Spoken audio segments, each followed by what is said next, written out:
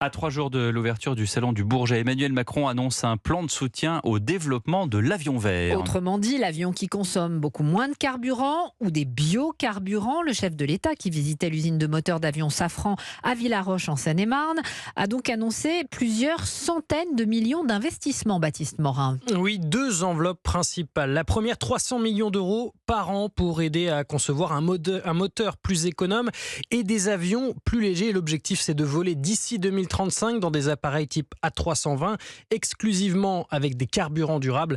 Ce kérosène produit à partir d'huile usagée, de résidus de bois ou d'algues qui émet beaucoup moins de dioxyde de carbone lors de sa production. Et justement, la deuxième enveloppe, ce sont 200 millions d'euros pour développer la production de ces biocarburants.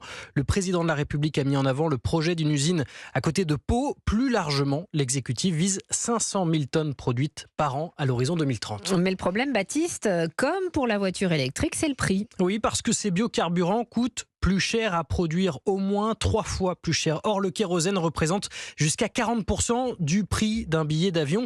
Avec l'utilisation qui va grandir de ces biocarburants, certains prédisent donc un doublement du prix moyen d'un billet. C'est un défi de plus pour l'avion de demain. Rester accessible.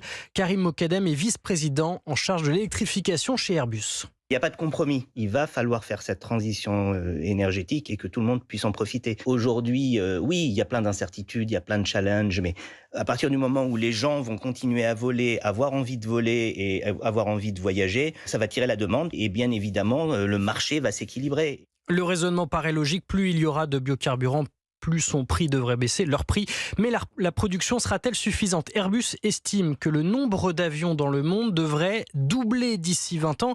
Le directeur général de Boeing a quant à lui confié que, selon lui, le prix de ces biocarburants n'atteindrait jamais celui des carburants classiques.